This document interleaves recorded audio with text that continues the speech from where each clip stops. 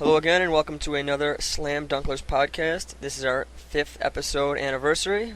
We haven't been canceled yet, so we hope to carry out and continue going strong.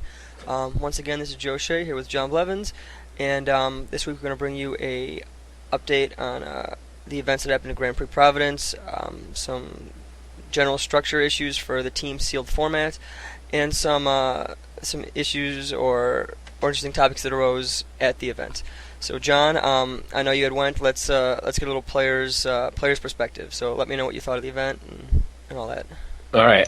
First, I'd like to say that actually we did get canceled, Joe. We got canceled after the first episode, so there's that. But in terms of the event, so I didn't really know too much what to expect from the team sealed format, besides the little bit of testing we did, but I wasn't really sure what the other team, how prepared the other teams were going to be. I wasn't really sure how many people were going to be there, any of that stuff. So it's kind of kind of exciting because I didn't really know what was going on. But the format itself is really fun. The whole team dynamic is really fun. I could imagine it being really bad if you have teammates that you don't like. And there was actually a team from the South Towns that went. I won't name names, and they didn't have as good of an experience as we did because their team dynamic was not as strong as mine was. Okay. Just some little background information. There were 586 teams, comes up to about 1,800 people. The event was team sealed, so in general, each team was given 12 packs of cards, four from each set in this block, and had to construct 3 decks. Players played other teams, and the team that had 2 wins, the first team to 2 wins, won the match. Yep. So John, who did you play with? What was your strategy going in, and how did that actually relate to what actually happened? So my team was myself, Ryan O'Donnell, who's the owner of Dark Forest Games, and Kai Burnett, who's some random dude. No, he's he's arguably the best player in the Buffalo area. He is one of the few living people who has been atop of Mike Thomas in terms of rating when they used to have ratings. So he's the only person I've met that's had a higher DCI rating than Mike Thomas. So the legendary Mike Thomas is a mythical Magic player who apparently is a referee for roller derby. His profile picture on Facebook is him in a chicken suit, so that just confirms it. I don't think either of us have actually ever met him. But never once. The legend will continue. I've heard stories, but so it was us 3, and so going in, I knew, and this was my plan all along. I was far and away the worst player on the team, and I couldn't have been happier about that. I did not want to be on a team that I had to carry. No, everyone on the team, including myself, knew I was the worst player, so that was awesome. So our strategy was going in. We had kind of an idea what types of decks we wanted to play. I said I would play pretty much anything because I had played the format a lot, like the draft and sealed format. I've done a ton on Magic Online. Kai wanted to do some sort of blue, maybe green, maybe black control deck, and Ryan wanted the nuts and bolts aggro deck. That was just going in. So we open our original pool, the one that we have to pass, and it's complete nuts. So we had to pass the nuts. Can you still hear me? Yes, I can. Okay, my screen just exploded, but that's fine. We had the complete nuts. The people across from us also had the complete nuts. So we're like, all right, sweet, we're going to get the nuts. They say, all right, players, pass your pool. We're like, okay, sweet. Now check the pool. I'm like, all right, they do this every time. Just check it, and then this is what you get. And he's like, all right, now pass it again. I'm like, okay. It's like, check the contents. The people across from us have a pack rat. We're like, all right, sweet, so we're going to get a pack rat. Pass the pool. Right, let's take this pack rat. Pass it one more time. no pack rat, no bomb, or no craziness. We ended up with like a pretty average pool in terms of power level, but a lot of the rares were in black white. Okay. So that worked to our advantage. So Ryan ended up with a red green splash white, I believe, like aggro-ish, more mid-range deck. I believe if you ask him, he'll say that 70% of his wins came from fusing Armed and Dangerous. Kai ran a Grixis deck, which had a lot of powerful uncommons and a few rares, including the MVP of the tournament, apparently, because Eric C. was talking about this, Dragon Shift. Dragon Shift, top deck Dragon Shift won us our winning in round for day 2 in the last turn of turns. No other card. He boarded it in. I didn't know it was an instant, but apparently it is. So he boarded it in, and we were last turn of turns. We're like, he's got no outs. Rips Dragon Shift and gets there. So that was pretty sweet. And I ran just Nutter Butters 6 rare black white deck. It was a pretty insane deck. I'd like to, at this point, give shout-outs to the Eric Szynski, Derek Garner, and Vinny Bukta, who also Buffalo guys, team collectors as they've been dubbed. They, I believe they came in like 33rd or something like that. Yeah. And then there was also a Rochester group, Dean Bills, Jeff Pica, and some third guy that I don't know. They came in... Is escaping me. Yeah, I don't know the guy, unfortunately. Either I might or just don't know his name. They came in 15th, which is... again, really good. Yeah. So it's nice to have, 3 groups, from the area came that 25th. Did really well. Yeah. I know that you guys came in 25th, but we'll talk about that in a little bit. For day 2, how did the team draft work? That's something Kai tried to explain to me, but I'd like to hear it from you how it went, what your thoughts on it. Yeah, and just the nuts and bolts of it. So going into day 2, I didn't really have any idea how it was going to work, and I'd heard a bunch of things, and none of them really made sense to me. I heard a bunch of different things from different people, and none of them made sense because either it was something weird that wouldn't be done in a normal tournament, or we'd be here for 20 hours doing like 300 drafts. So the way it worked was day 2 was technically 7 rounds. The first round of which is played after the cut on Saturday. Yeah, so we won that round. So I guess the day 2 proper was 6 rounds broken into 3 separate drafts. So the way that works is you come in for day 2, you sit down at a table with one other team, so 6 player pods, and you draft your decks. After you build your decks, you play 1 round just like the team sealed against that team, and whatever team wins. The second round is also against the same exact team with random seeding. It's random seeding both rounds, so you play against the same team twice in a row from your pod. Okay. And then you do the same thing for the round 3 and round 5. In general, when you day 2 draft, what happens is if you are doing single or in team, you always play inside your pod. You don't play other pods. It prevents you from just getting blown out to to guys who are just awful drafters in another pod and things like that. It generally keeps things more fair that way.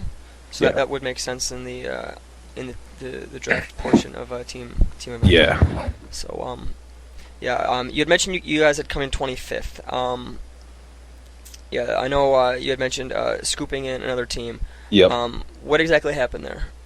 All right, so I'll give a little bit of a backstory. So the thing going into day 2 was the head judge was talking about how you can't, I don't remember what they call it, like doubling or something. You can't, so the way the rounds are, it's kind of better for some teams if you just have the winner of the first round determine the winner of the second round. So you I guess play for doubles, I guess, basically. So like if you Double win the nothing first round, effectively. yeah. So because like at that point in the game, a lot of the teams like our team, if you won one, either your first or your second pod, it kind of throws you out of contention, and it keeps more teams in it to top four basically because the final cut is top four, not top eight. So you need a pretty good record in order to get there. So what happened was the first we won our first draft. So we're X2 after the first draft, which is we're still in contention. The second one we win the first round of it, so we're X2, they're X3. The kicker here is that we had insane breakers. We were hovering at around between 5th and 8th place basically the whole tournament. And this other team that we played against was at like the very bottom rung. They were like 30th or like the dead last X2 going into that round. So we beat them, and we're like, we can like after you finish that round, you can ask the team to scoop. That's fine, just like any other round, but you can't do it before. So we go up and we're like looking at the tiebreakers and all this stuff. And Madonia actually messages me. He's like, "Is the other team going to scoop?" And I'm like, "I don't think so. They think they still have a chance." And he messages me and he's like, "No, they can't. They're like dead last." They're like, so like we go into the next round. Like we ask them if they're going to scoop, and they just immediately no, sir. And we're like, "Well, you know, you guys can't make it," and they just don't. They just think we're lying to them. I'm like, well, whatever. So we played out, and then we end up losing, obviously, because, run bads. So we're X3 going into the last round, and we get paired up against an X2-1. We lose the first round of it, and then the second round we end up going to time with, so the match is 1-1, and then Kai is playing the last the last one. It's going to time. So we get it down. Kai rips like a green gatekeeper to stay alive, and it goes to time. Now, at this point in time, in our minds, if we draw, we are top 20ing. We don't know the exact numbers, but we're pretty sure that we're top 20ing if we draw. The math looks like you would have came in around 15 to 16. Yeah. So we're like, and that's $200 a piece and a pro point. But alternatively, if we just concede here, that team gets the top four. They get to play in the effective top 8. They qualify for the pro tour. So after. We were kind of under time rush because we were the last match going, and like there was a bunch of people watching, and the head judge was right by us. So after like a minute or so of debating, we just end up scooping them into the top 4. All right. Yeah. So I mean, in general, it gets really, really complicated in terms of what you can and can't do involving a scoop. Yeah. You can say, would you like to do a prize split or something like that, as long as it doesn't involve concession. You can't do that not at that point. At that point, you can, but it becomes very, very complicated. So usually at a lot of events, Grand Prix especially, sometimes on PTQs, if you don't have a chance of making it, the other guy will ask for, can you scoop me in? And if you don't, and you almost block them from getting in, the top 4 to the top 8. Yeah. When you don't have a chance, it generally looks really bad. I mean, I know the guys that you asked to scoop you because you had a chance of top 4ing and they didn't. Like, I mean, you're gonna remember who they are. Absolutely. You're not gonna cut them any breaks. Not even a little bit. You don't want to be the guy who knock someone out of top 4 contention when you're top 4, top 8. I'm just gonna say top 8 contention from now on. From top 8 contention when you don't have a chance to make it. Right. Yes, you guys could have each taken 200. And a pro point. But it's it's I'm not gonna be the guy to talk about the ethics of scooping people in or not, but if you do so, you should. I mean, you should be rewarded for that, and over time that does happen. I know players who will say scoop him in. He's generally a nice guy. He's done it to me before, things like that. Yeah. And another important thing is if you do get scooped in, there's no set rule or general way to go in terms of what to do. But the thing that I do that I always tell other people to do, I don't want to say it's the right thing to do, but it does seem to make sense, is that if you do get scooped in, you should hook the guy up with what with what you think is kind of fair. Yeah. I mean, I've had people scoop me in before when they didn't have a chance. I mean, I know I won like 18 packs or something. I threw like 6 or something his way because if he had decided to dream crush me, neither of us would have gotten anything. Right. Or, he might have got 4 or something like that. Yeah. So it's important to be aware of the times when you can scoop someone in and help them, and also to make sure that if you do get scooped in, that you do reward the other people that do so, because they take a hit doing so, and it's nice to be shown that it's appreciated and noted that they did you a solid. Right. I mean, in terms of things like at F&Ms or small drafts or whatever, it doesn't really exist. But as soon as you get to the more serious level, PTQs, and then large events like Star Cities or whatever, it's very, very important to be aware that these things exist and how to handle them. Yeah. If anyone has any different thoughts or experiences about this, you should let us know. We can talk about it in depth more. Yeah, I also I'm pretty sure myself, Ryan, and Kai each get a lump sum of karma, which I don't know if I told you this story yet or not, but Kai already spent it all like immediately. Did I tell you this story? You did not. Okay, so on the way home from Providence, Kai is driving because I'm pretty tired, and we're still in Rhode Island.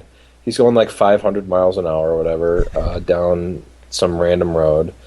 And he sees a cop, and he's like, "Oh shit!" Cop pulls us over, and he's like, "Oh man, I was going pretty fast." Cop comes over. It's like the nicest possible female officer I've ever seen in my entire life.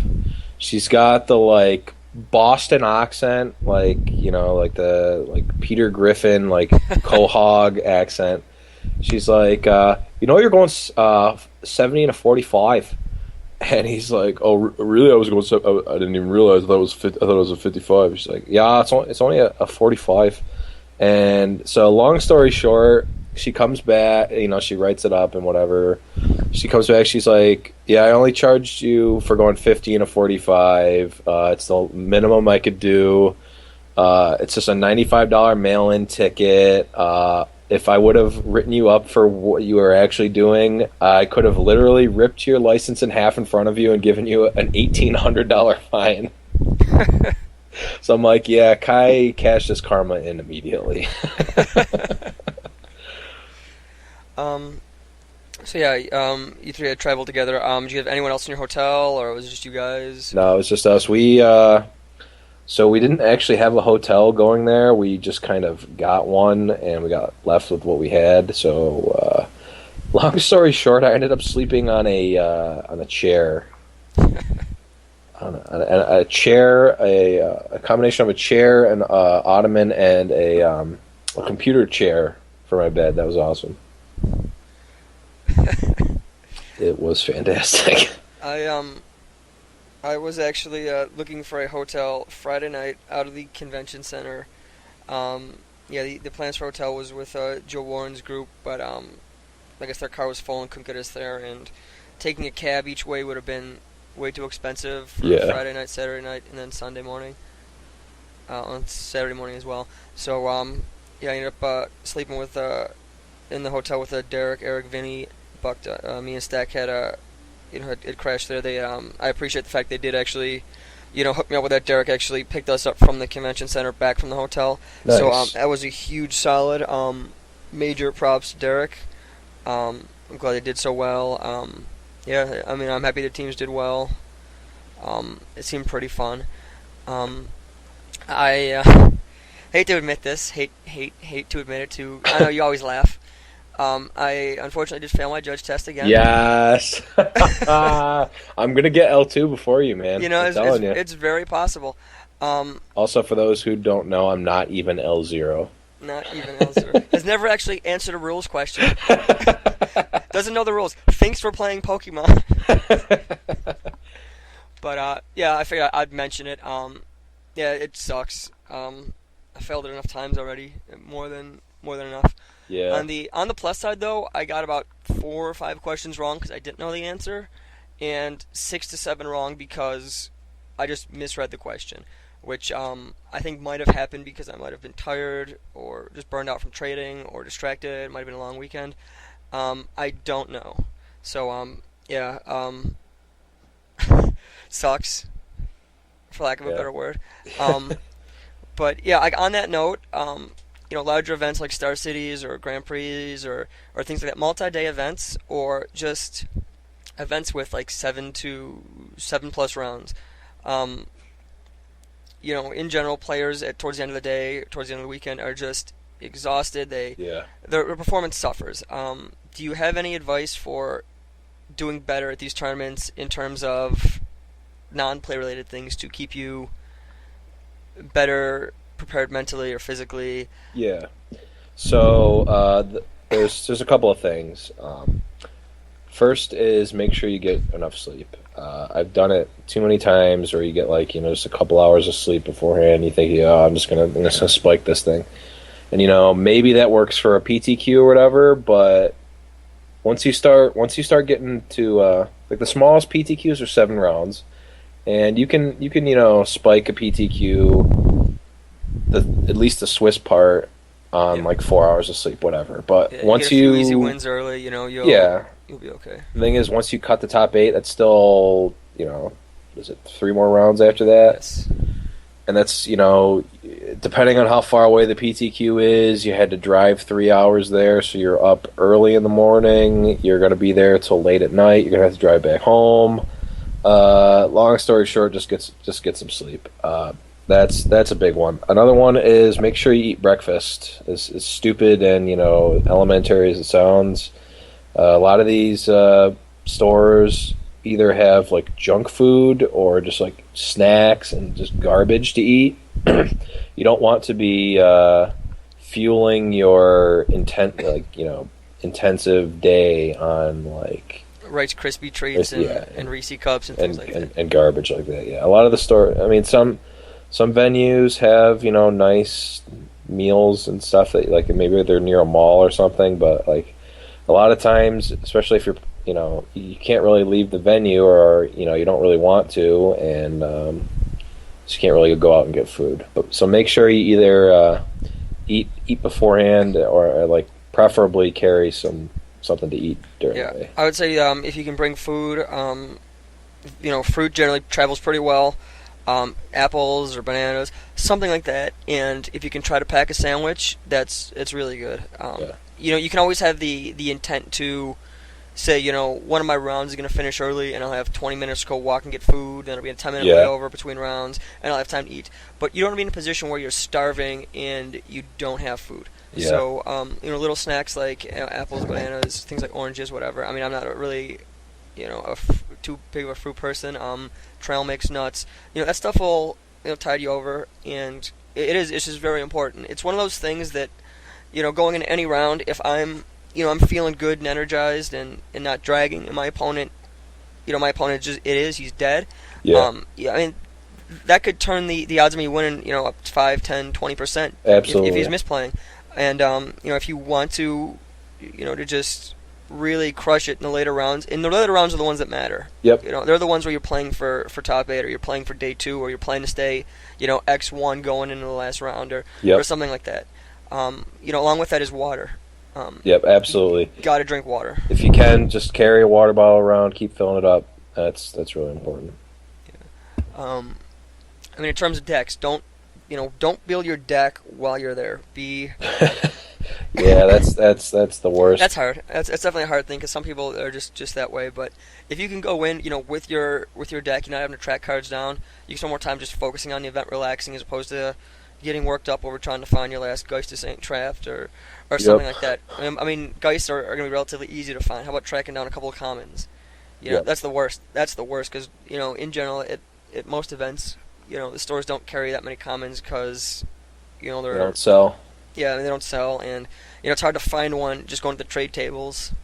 So, I mean, you'd hate to have to take an inferior sideboard card or tweak something on the main because you just can't find it. Right. Especially when you've had time, to look for in preparation for the event.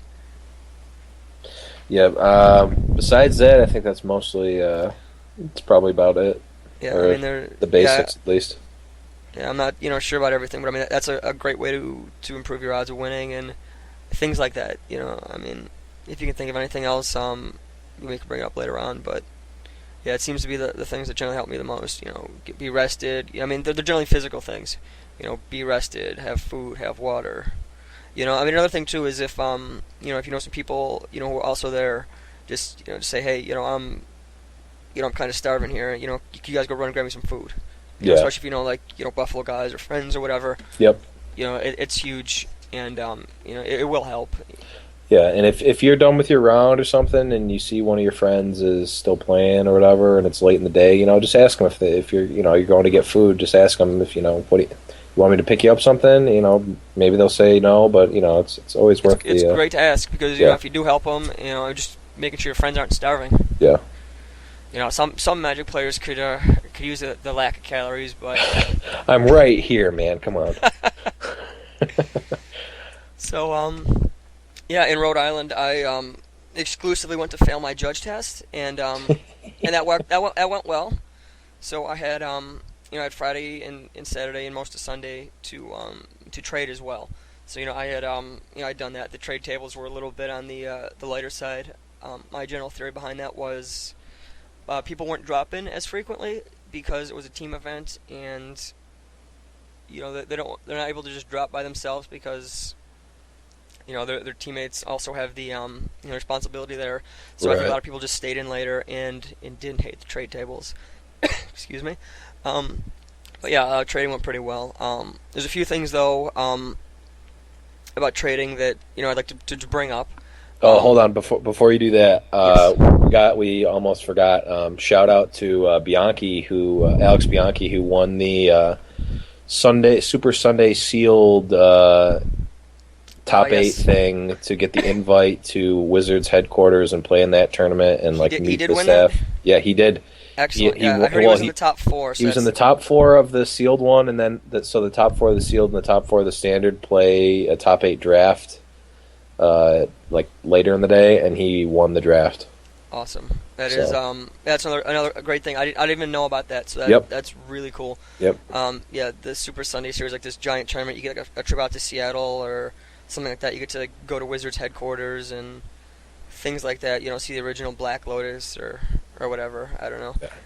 Yeah. Walk around, big tournament, huge cash prize. So that's really awesome. He won. Alex, he's a great player. So I mean, I know his team did kind of poorly in the in the actual Grand Prix. So it's nice to see him doing well. He's definitely a good player. I mean, he's in that that Radijak kind of clique that the up and coming young guns.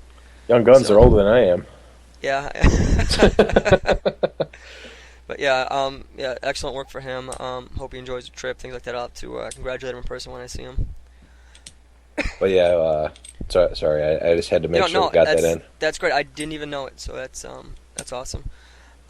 Yeah, so trade ethics. In general, there's I mean, there's no set thing, in terms of ethics, what to do, what to not do, stuff like that. But there is an ethics, and it's something that a lot of people, just don't know about, don't care about, things like that.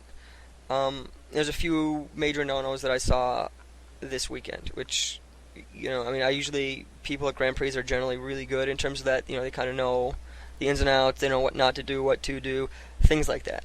So let's rattle off a few things that, from my experience, that really bother me, and what I do and what I don't do. I know this is not really like a John Blevins kind of thing. He really couldn't care less. But no, I mean, I have a couple. I don't have a ton of things to say about trading, but I might have a couple. I don't know. But this is going to be mostly you. Yeah. Yeah. So in general, just several things. You just don't quote wrong prices to people. Don't lie to them. Yeah. If you're lying to people, it's awful. I mean, the same rule generally applies to Grand Prix as in local stores, but you don't want to be like the guy who's ripping off little kids in your trade store. You know, don't be very careful trading with little kids. I mean, anyone under 18 is always, be It's a cautious. risk, yeah. It is. Like I don't even like trading with little Danny or Duke or, Yeah. or Brandon. I mean, and they're good players, things like that. But at the same time, like, you don't want to be in this position where you're getting them or you feel bad over it or Right. things like that.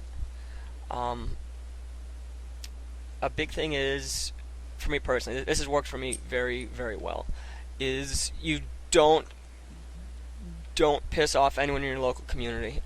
Don't be known as like that trade shark guy. I know some people in the area do have reputations like that. It's never good. As I always say, in terms of trading, I make all the fair trades in the world locally, and then when I go to Grand Prix, the gloves come off. Right. And and it worked very, very well for me this weekend or last weekend. I had used all the things that all the knowledge I had, all the preparation I did, and the fact that I had the cards that I wanted to move and I knew what I was going to move worked really well. So I used the local player base to build the cards I wanted to get rid of. The cards I knew would trade well, and I just killed it. It was like 5 duels, Jace, Goyf, Mana Crypt, things like that. Just killed. I got a huge amount of value on all my trades, and it worked really well. There were no cards that I wanted that I could have moved that I didn't have. So it worked out really well. Don't brag about getting people. That's a big one. Like, if you make a trade that's amazing, you want to tell one of your friends, go for it. Don't let the world know. Most people don't give a damn about your cards. They don't. Unless it's a card that they're just dying to borrow or is going to be shipped right to them. Don't brag about it. It makes you kind of look, like a shark or like someone who's happy he ripped someone off. Yeah, that's always the worst. Yeah, the last thing you want to do is just go around like bragging that you got someone. That's kind of it's not a good way to do it, and that's how you're gonna get a reputation as a bad trader or just a dick or things like that. And you really don't want that. Like, you have to walk this line between getting value, ripping people off, and maintaining the idea that you're a good guy and a fair trader and things like that. And a lot of it comes down to, I think for me, has been personality. People generally just assume that I'm a shitty. And I do. Like, I carry myself like just a regular guy, things like that. And I am for the most part. I'm a regular guy, Magic player, things like that. I love stupid cards and stuff like that. But at the trade tables, I'm looking to get people, and I did. It's not something I go around bragging about, but if I can get value on all my trades and boost my collection and pick up stuff that I want or need, I don't really want or need much. That's what I'm gonna do.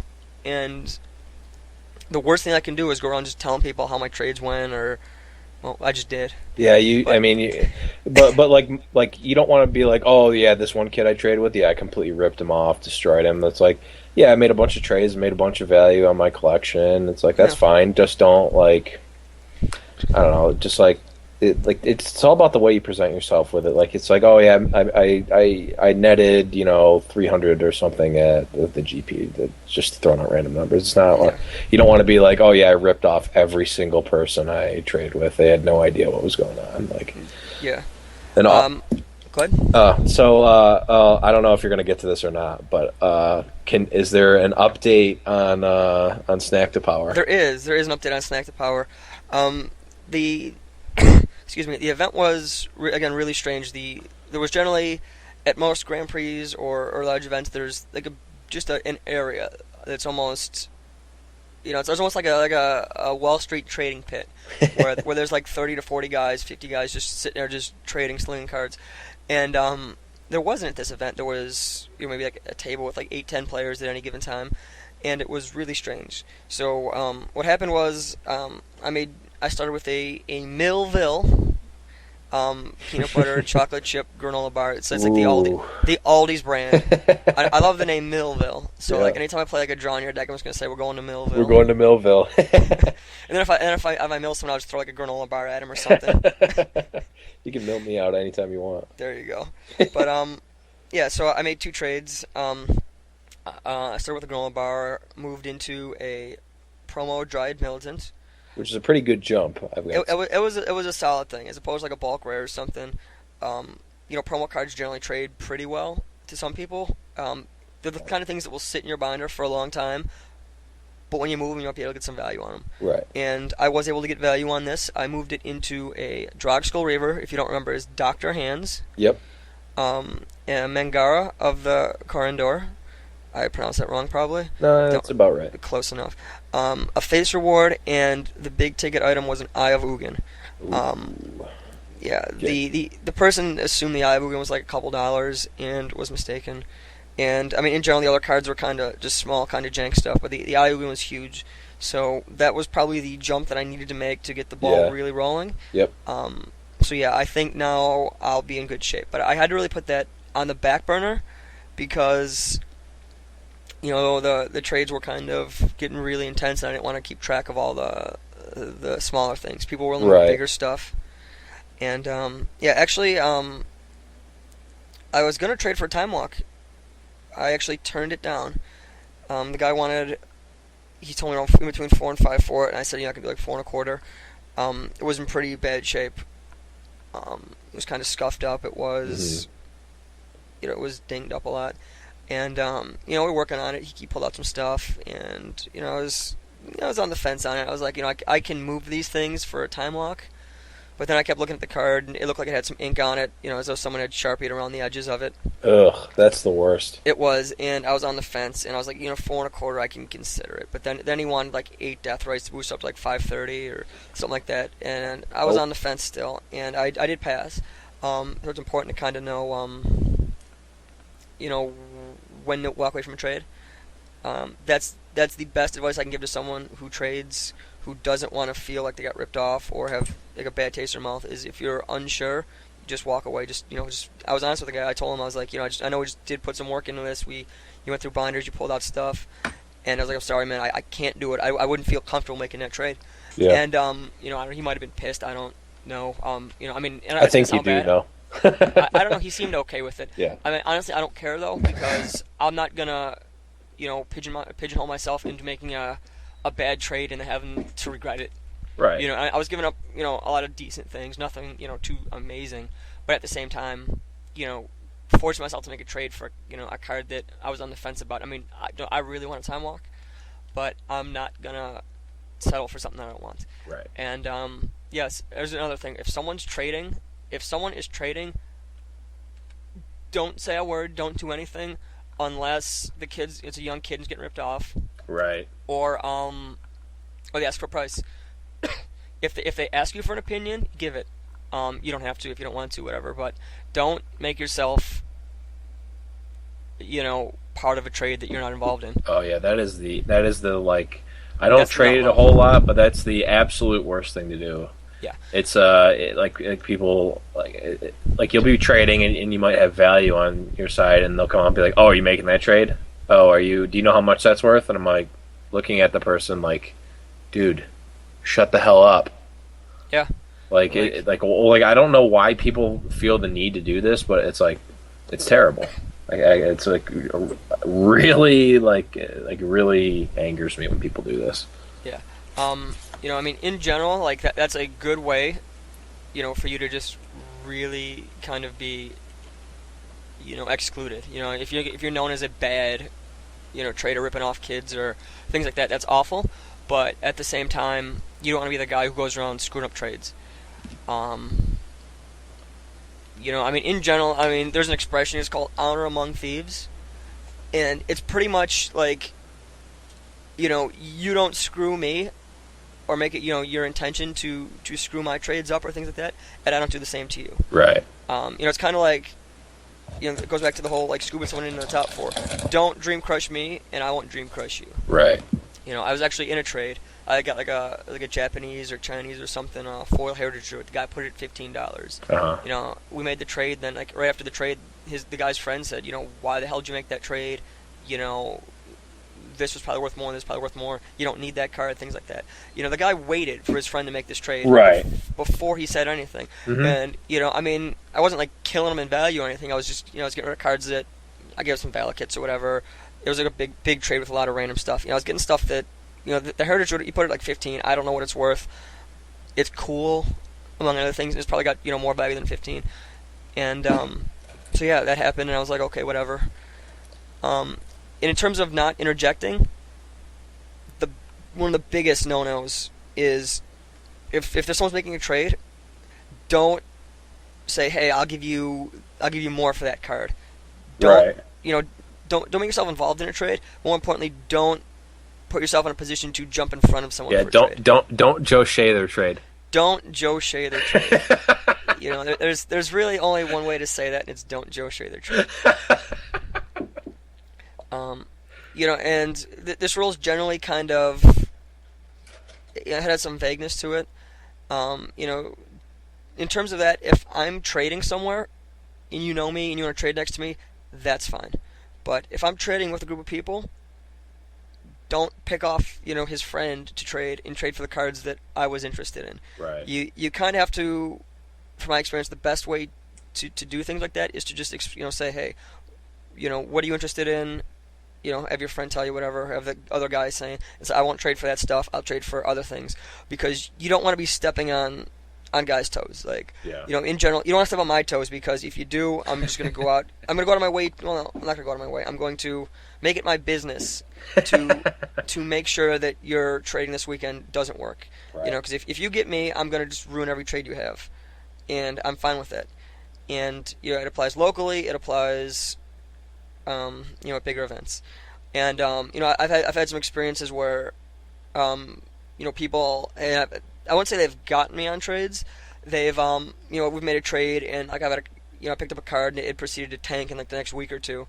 And then, you know, I trade with the guys again, and they talked about it, and you're like, yeah, you know, we got you on the last trade, you know, card drop, things like that, you know, kind of like snarky comments. And like, you know, I mean, these are, you know, Buffalo players, and I do hold a grudge. You know, it's kind of like disrespectful. Like, don't brag about the fact you got me. Yeah. And yeah, I'm not going to name names, but the person is really on my shit list, and whatever. But you know, that's I'm right here, Joe. Come on, you can say it. That's neither here nor there. You know, it's first, don't make other people feel bad about themselves or their trades. Don't ruin trades. I mean, it's very complicated. I mean, so there's no real set things you can and can't do. I mean, you can do whatever the hell you want, but like there will be repercussions. Yep. You know, I mean, you know, there's generally kind of like a common courtesy respect thing going on at bigger tournaments with trade tables. So you know, it's very hard if you don't know what you're doing. You know, you know, I encountered a few situations where people were doing those things I had mentioned to me at the Grand Prix, and it was very frustrating. And yeah, it's hard. You know, trading is a very complicated thing. There's just so many facets of it that I don't really know what to say. But there's a couple of just general guidelines as to what to not do. Yeah. You know, you don't. It's like, I mean, it almost sounds intuitive, and you know, it's something, you know, all people should know, or you think they could know, but you'd be shocked how often that's just not the case. Yeah. Do you have anything to throw in there about that, or? No, I mean, it's a lot of the things, like, this is a good guide if you're, you know, going to a GP for the first time to trade. It's kind of like, listen, or even if you're just trying to get more into trading at your local store, this is a good set of rules, or I guess guidelines for that, because like a lot of people just don't know, and like if you do something wrong because you don't know, that's, you know, fine, just, you know, work to correct it, or, you know, ask one of the people around your store or whatever that knows what they're doing. But yeah, that's a good set of guidelines. Yeah, you know, in general too, you know, I'm kind of like known as like a trade guy in the Buffalo area, and you know, like the greater Buffalo area, or whatever. You know, if you have questions about trading and stuff, just be aware of what to ask. I don't want to get messages asking, should I make this trade? Should I make this trade? Right. Things like that. It gets kind of, complicated because, if you're unsure about your trade, you probably shouldn't be making it. And, I don't want to, hold your hand on every trade you make. You're an adult, things like that. But, if you need advice in terms of, random stuff, like grading cards, checking to make sure cards are real. That stuff I can help you. Counterfeit cards do exist. They're very rare. I've only seen, one or two in my day. They're worth more than the real versions because they're so rare. Yeah, exactly. But yeah, I actually did. I had to go online and buy a jeweler's loop, a little lens that lets you, see like magnified 15, 20 times to make sure if card's real. I was at the Grand Prix and no one had one. None of the stores had them. I was shocked. Usually Star City always has one, and things like that. So it's good for verifying more expensive cards. Anything generally over like $150, $200, I will check to make sure it's real. Mana drains, probably at the threshold. Like I generally assume no one's gonna be faking mana drains. That's where they get you, man. I just fake all the like $2 rares. I just make hundreds and hundreds of them, man. Making a killing on Praetor's Grasps. Well, I think you already did that. Yeah. So yeah, I don't want I just said about like all fake cards and stuff like that. I would I don't want people like to think a lot of cards are fake, whatever. It only really happens in terms of ultra expensive cards. The one that I had seen was a beta Scrubland. It was faked, and we caught it at the Grand Prix, so that was great.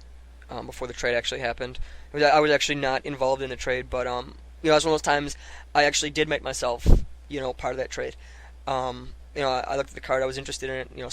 Some guy was going after it, and I said, it's your prerogative. I'm not going to jump in front of you. I want it, but it's important to not jump in front of a guy, so I didn't.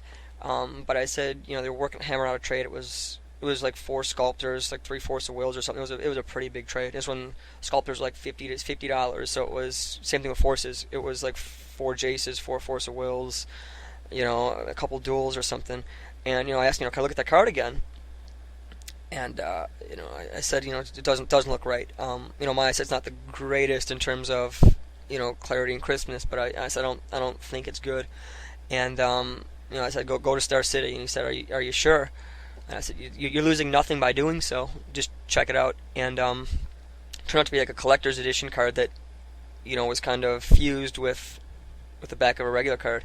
And yeah, it was very strange. It looked really real too. Wow.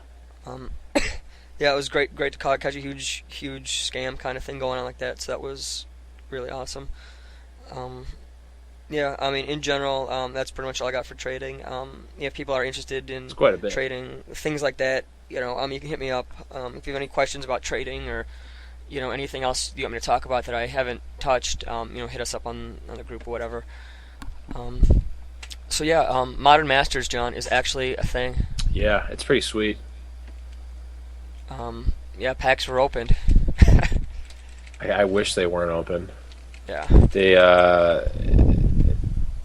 It really sucks that they're so like the price and the quantity of Modern Masters is really making it bad for like people like me who like I don't actually want the physical cards. I just want to play the format.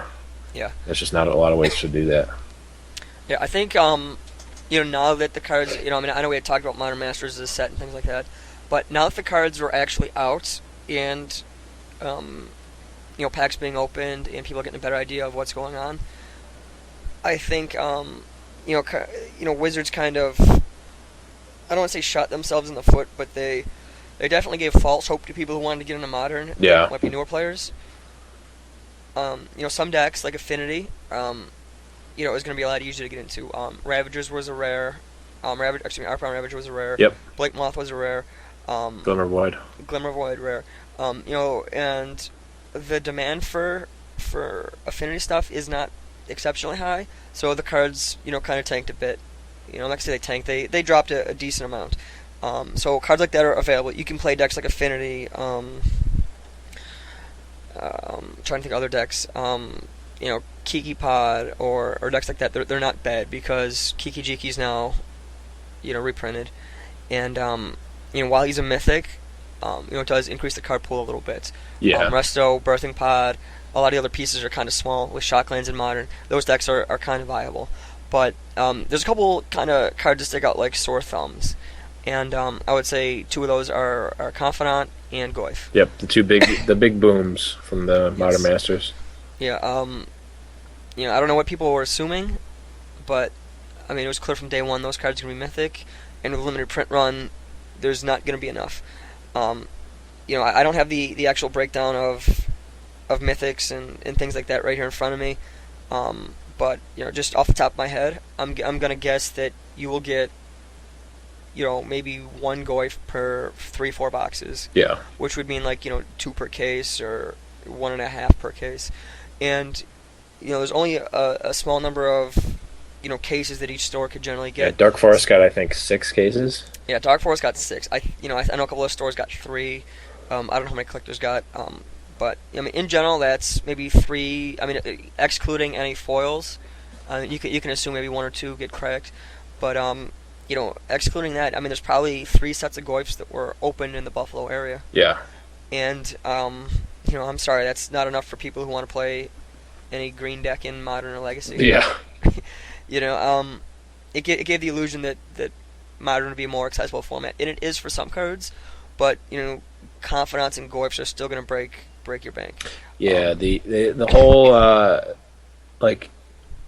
the thing about Modern Masters is that it's creating more buzz. It's creating more buzz, and desire to play Modern than it is putting in cards. I think a lot of people thought they're like, I'm just going to grind my F&M draft, do Modern Masters draft for 4 weeks, or whatever, and I'm going to get a playset of every card in Modern, like I do for the the regular sets. And as we've seen in the last 2 weeks or whatever, overwhelming no, basically, to that. For price reasons, I think the standard is like $35 per draft. Yes. For store drafts with prices and whatnot. And something like $60 to $70 sealed. So, and a lot of the stores aren't allowing store credit for those because there's such a limited print run, and people are buying boxes just to either resell on eBay or to hold on to resell later. So it's basically cash only, and it's a lot of cash, and a lot of people are just you're just not getting the cards out into the. You're not getting the cards out into the community. There's just not that many to be given out anyway. Yeah, and on top of that, the bigger ticket traders, the guys who go for big things, they're gonna be scooping up the Goyfs and the Confidants and all the big stuff. And that's gonna happen because if some kid cracks a Goyf, not necessarily a kid like a young kid, but if someone cracks like a Goyf or a foil Goyf, if I say hey, I can throw you this deck pretty much. Right. I can get you the Shocks, I can get you the Zen Fetches, I can get you all the other staples that you need for that deck. For your foil Goyf, for I'll throw you 4 Glimmer Voids and 3 Ravagers for your for maybe a Confidant and some small, or I'll give you a set of this and a set of that for your Goyf. People would be hard pressed to not say, hey, I'll take this kind of tier 1-ish deck, in maybe gain a little bit of value to get rid of this Goyf. Yep. And the pool, the actual number that are going to be around in the community is going to shrink even more. Because I know I'd trade for Goyfs if they were around, and anyone would, and that's why I think a big problem with Modern Masters is that, the big ticket cards aren't going to end up working for the more casual players, right? The people who aren't, 100% committed to Modern, who aren't willing to turn all their cards into Modern stuff. Yeah, that may have wanted to. Yeah, and that's, kind of the problem you have with a limited print run and all the hype behind it. On top of that too, there's other cards that they printed in Modern that, the Modern Masters set that, I think were just a train wreck for people. In particular for me, Crucible Worlds, and I can't think of other cards. I was going to say Shackles, but not so much Shackles. Like Glimmer Voids, Ravagers, Pact and Negation. Pact and Negation, exactly. These were cards that, they were Premium rare. They were staples. You could go to any event and move any amount. They weren't, easily accessible. So you Spell always snares. had. Oh yeah, all day spell snares. Spell snares were $10 to $12, and you'd always move them. Some guy'd always be looking for them, things like that.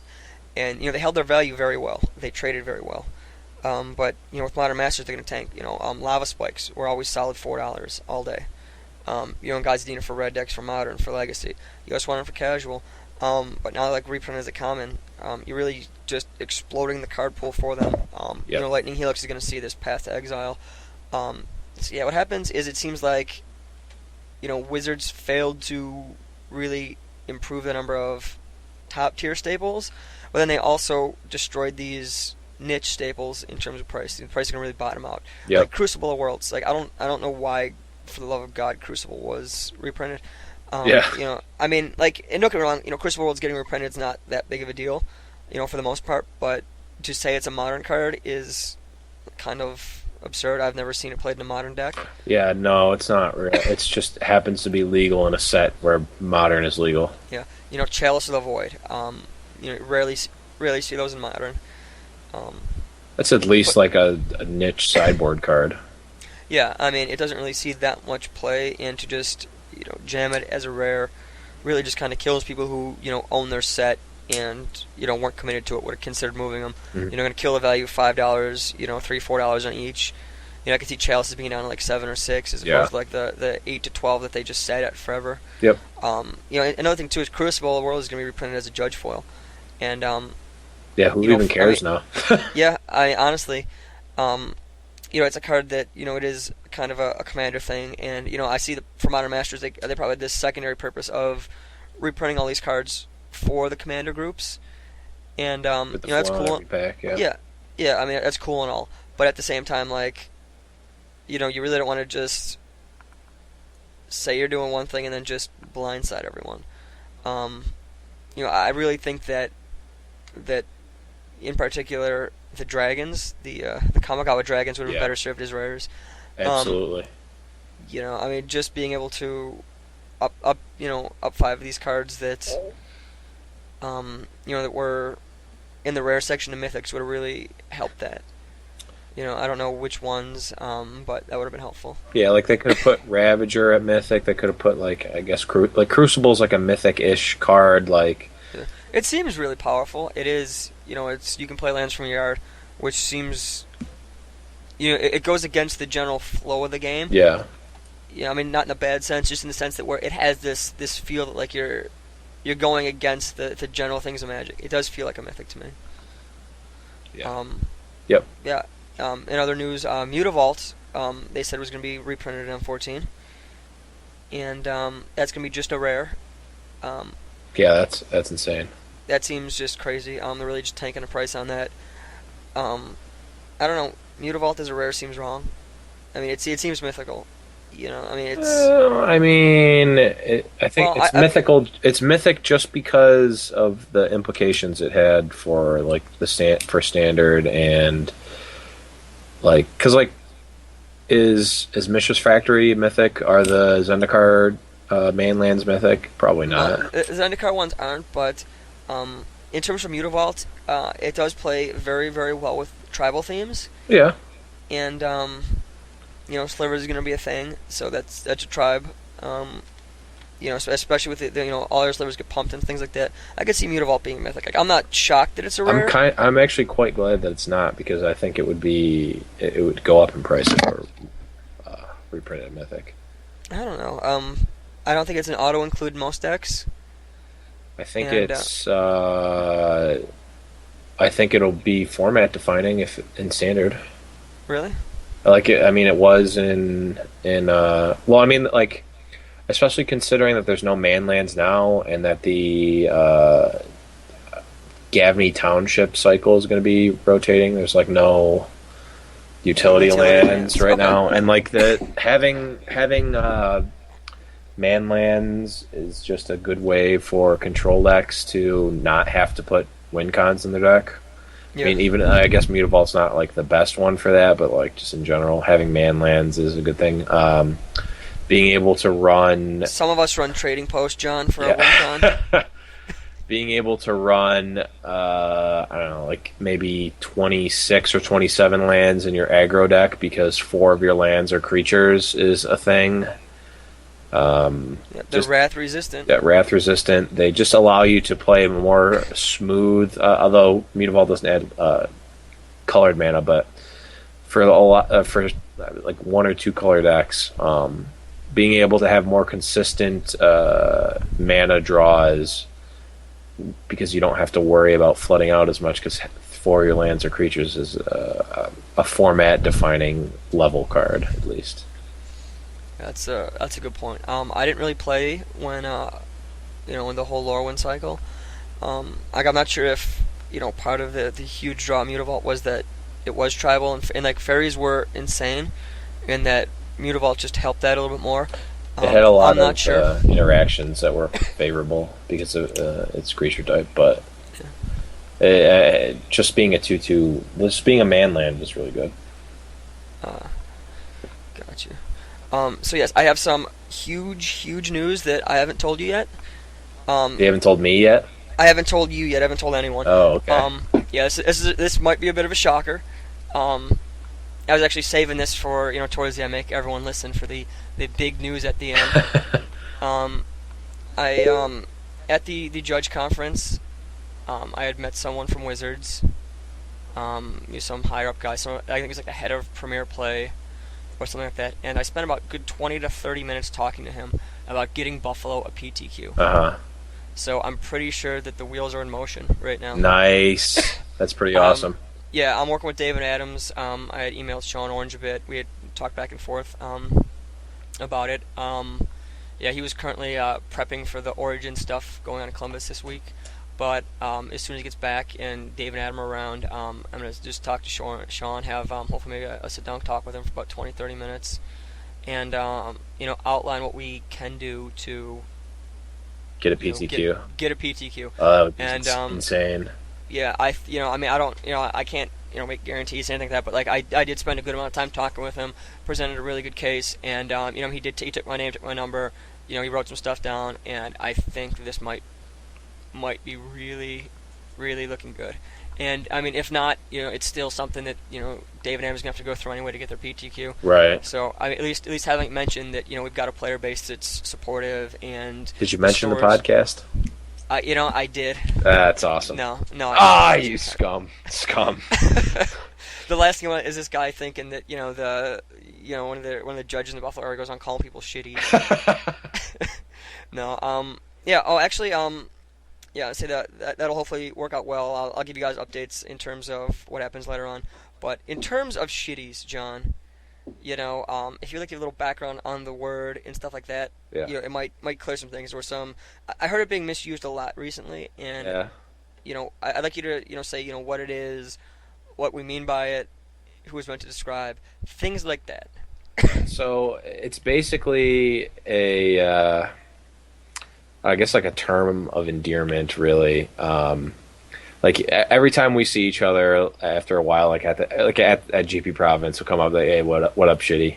Just like as a funny thing. It was started off as like a joke because some people were using it seriously, which is not, that using it like at base level, like actually calling people shitties because they're terrible or they're bad or something is not good. It's more of a funny thing, like caller. I mean, we're both shitties. We're both terrible. Yeah. In general, if I can walk up to you and say something like that to you, it generally means that I'm comfortable around you and we can joke and things like that. It's definitely not meant to be an insult or taken as something rude or mean. And if people do take it that way, that's not the way we mean it. And you don't go up to a stranger or like someone you play and be like, wow, you're shitty. Like don't say that. Yeah. I played this shitty, or I traded with this shitty, or things like that. In general, it's it's like I guess it's like interchangeable with friend or man or dumb stuff like that. You say it as a term of endearment to a friend. Or you just rip yourself with it. If you want to call yourself a shitty, you want to say you're a bad player, that's fine. But don't go around misusing the word shitty. Okay. Or just like maybe as like abstract people. Yes. Maybe I don't know. Yeah, I don't know. So yeah, there's I forgot. There's actually another GP Providence update. In this section, I will be the Dunkler Debunkler.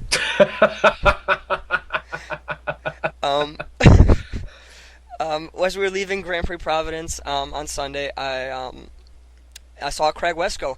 He was in a previous episode. We had heard the rumor that he doesn't wash his hands and stuff, and I was in the bathroom. I walk in. I had to wash up before I left, and there was Wesco just literally drenching himself in water. He was practically he was taking a practically bath. swimming. He was almost taking a bath in that. Yeah, he was good hygiene, at least from that experience. I don't know if he knew I was a Dunkler, had listened to the previous podcast and had to make sure that we didn't report back that he doesn't wash his hands, but he was washing everything. Myth debunked. I was a little disappointed when. I know. It was really funny. I thought it was hilarious, but we provide truth here. Didn't you get a chance to? I did. I did mention. Yeah, I walked up to him and mentioned it. He thought it was kind of weird. Yeah, I could imagine that being. I mean, I don't know if maybe it was just fully debunked, or maybe he took what we said to heart. Or maybe the Dunklers are making this Magic a better place in terms of hygiene and things like that. If we reached one guy, that's pretty good. If we reached one Pro Tour champion, that's probably. If we reached one Pro Tour champion, it really should have been Martel. Yeah, it really needs to be Martel. We'll get him at the next Grand Prix. So has anyone ever told you that you look like a glazed holiday ham on camera? And then he'll go in like a 3-hour conversation explaining to me all these things I don't care about. It's just he is, but Yeah. But yeah, in terms of the the whole PTQ for Buffalo and things like that, I was kind of just bouncing around other ideas for tournaments in Buffalo. I know I'm not a store owner and have no real say anywhere for anything, but if the Buffalo community wanted to, perhaps, do like the Team Dark Forest versus Team Collectors versus Team David Adams versus Team whatever. An event I thought of was, for all the GPTs and things like that, they're really going all out for prizes now. What I think is that for, perhaps, from now till the end of the year or something like that, if all the stores said, for all of our Grand Prix trials or, big events that we run, like higher than FNMs. Yeah, higher than FNMs, but like 20 to 40, 20 plus, 30 plus people, if they they did the winner gets an invitation to the actual, not the actual, I don't want to steal their whole David M's Buffalo's Best thing, but like a Buffalo's Best kind of event where Buffalo Invitational maybe. Like a Buffalo Invitational, yeah. All people who win GPTs, people who win PTQs, maybe in like Erie or Rochester or other areas like that, and just big events, like say you get 50 people for like some kind of big event, like a 1K or whatever. Yeah. You say, the winner gets an invite to this event, and then like stores will throw in like, $10, $20 for, each time they have someone go, whatever. It makes the prize pool. It's a limited event. It's an invitational. It feels really cool. Yeah, and you could, depending on what we have, we can do maybe like a cast of it, maybe like some feature matches and all that sort of stuff. Do like a whole big shindig. It could be a real big thing for the stores and for the the players. Yeah, and it's one of those things that would, it would add more excitement to GPTs, because I know some of the GPTs don't really have that kind of excitement or but if you're kind of playing for invite like a big tournament, it feels kind of cool. It's almost like a Buffalo PT in a sense. Yeah. I mean, it'd be kind of cool, I think. I think it'd be cool. I think people would be pretty pumped for it too, and maybe you can just have tournaments for the sake of having invites to the the invitational, really. Just like once a month or 2 months. Yeah, I mean, it would definitely be a big project that would be across stores. I think it would definitely take a lot of communication. Maybe they can, if the stores are going to talk amongst each other, maybe throw us in there, Yeah, throw I out mean, some ideas. I'm willing to do work for it. It seems like it's something to benefit the Buffalo community. And I'm never going to be able to play in it anyways, so I don't have any working interest. Yeah, I think it'd be really cool. It would add a lot more, kind of flavor, to the events. And I know we've only had a few guys, not a few. We've only a limited number of guys can make the pro tour. So being able to have some people kind of feel like they want an invite to, almost kind of like a pro tour kind of thing would be really cool. Yeah, it would definitely be sweet. So that's an idea I'd kicking around. I don't know if you think it's cool. Maybe mention that we talked about it to store owners. Yeah, let the stores know. Yeah, I know that at least Sean Orange and Ryan and Neil listen to the podcast. So yeah, if you go to other stores, let the owners know that hey, there's this idea of being thrown out, and it might be kind of cool way to add like a friendly rivalry between the stores and just improve Magic in Buffalo. Yeah. On that note, let the stores know. It'd be really cool. Let them know about the podcast. That hopefully it's kind of a cool thing. You guys like it, and let other players know because if people are really clamoring for it, then the stores are gonna be more eager to do so. Look what happened with FNMs and events in Buffalo. GPTs, FNMs changed drastically over the past year. And a lot of it was due to what players wanted. The stores have seemed to be really willing and eager to help out their players and make sure they have a great experience. So if you guys were interested in something like this, make it known. Mm-hmm. Let other people know that you think it's a good idea. Let them know the Dunklers are on top of this. We got your back. Yep. Actually, John, I got some Slam Dunklers podcast tokens. Oh, you got. I was gonna ask if you were gonna announce the. Yes, yeah. These are not the Shitties tokens. That's something I'm working on now. In terms of the Shitties tokens, it's hard to get the quality right. I tried it once. You gotta get the quality right. But yes, I made some tokens that they kind of pimp out the podcast. They're kind of cool. I think they're awesome. Yeah, they're pretty sweet. So hopefully we can get these out to some players, things like that. I got like 40 of them right now. I need to get a paper cutter or something. I don't want I don't want to look shitty, so try to paper cut them out, and hopefully they help getting the word out. In terms of reception, I guess our first podcast got over 100 views already now. So we're definitely getting the word out. I guess people are kind of receptive to it. So I think that's kind of awesome. Yeah. I'm glad that we talked about this. It went well. Things like that. I feel like Buffalo Magic's changing, and I hope and think that we're at least part of the reason why. Yeah. I think that we're helping. Yeah. I mean, we're definitely helping more than we're hurting, I think. Well, I mean, I'm not going to say anything about the hurting we're doing. But, but yeah. So I'm hopefully going to get these out. I'll get you a stack, maybe throw them around some FNMs, things like that. I was wondering if what you thought about maybe making some like little Dunkler posters, whatever, putting them in the stores. That'd be pretty sweet. And maybe doing the same thing for stores in Rochester and Erie and the general area, because I think that's kind of people who would benefit the most, because this is like a local-ish kind of podcast that deals with like Buffalo area things, but it does deal with more general things, more general stuff as well.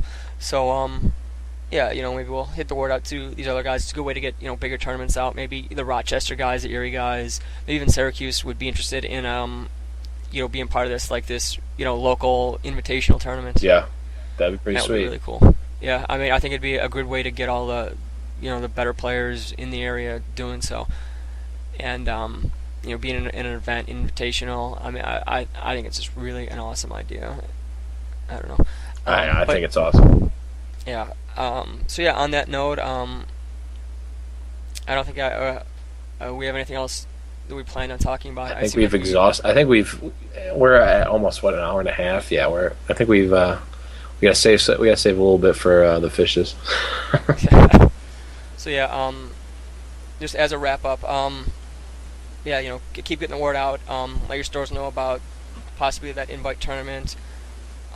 If you have any trade questions or whatever, hit me up. If you have any advice for big tournaments, ask John, ask me, whatever. Yeah. This was kind of like a GP Providence recap. A little bit. A little bit. I know we missed the podcast last week because we were getting ready for the event, and I think the preparation really helped. Help both of us. So if you're going to big events and whatever, you need help prepping. Reach out to us. Reach out to other people in the group. In Facebook groups or whatever. People around to help. Let's grow the Buffalo community and things like that.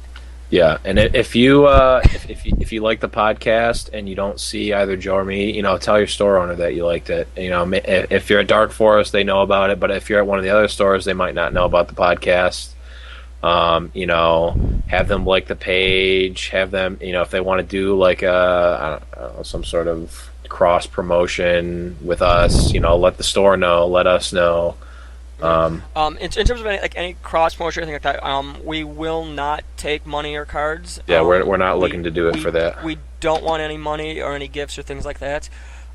Just your ever loving love and praise. That's really all we want. But yeah, we're here to help everyone else. We're not in it for us, despite the fact that we should be. This is pretty much just a fun thing that we're doing to try to help people. Yeah. So I think next week we're going to do a little more nuts and bolts kind of thing involving 2 decks, deck lists and choices, how to build a good deck. I'm not the greatest deck builder. I've whipped together a couple gems, but overall, pure steel. Yeah, I built a pure steel pad. It was a nice little homebrew. Things like that. So we're gonna take 2 deck lists. One that John has going to be playing in PTQ. I believe it's Junk Aristocrats. Yeah. Junk Aristocrats, and then kind of a homebrew deck. It's like some kind of like a junk mid-range, junk leaning heavy towards control. It's a list I got from someone, and I'd like to do some breakdowns of cards, what to play, what not to play, how to evaluate a card. Yeah. And if anyone has any suggestions on that, is like a deck building guru or whatever, we'd love to have some advice or things like that. It might help. Yeah. Also, in terms of previewing the next episode, we probably shouldn't commit ourselves to anything, or at least not too much. That we can definitely do the deck building stuff, but yeah, it seems like a decent idea. It's something that will, it'll go down some decks. It'll be like a Magic kind of theory thing, and how to make yourself a better deck builder. Yeah, but that'll all be next time. Yeah, again, something might happen. We might have some awesome, amazing topic, or this might not pan out. But it's just a general possible preview. But as always, thanks for listening. We appreciate your feedback. In terms of anything else, any suggestions, advice you have, appreciate it. And until then, see you guys at FNM and enjoy Magic for the week. See ya.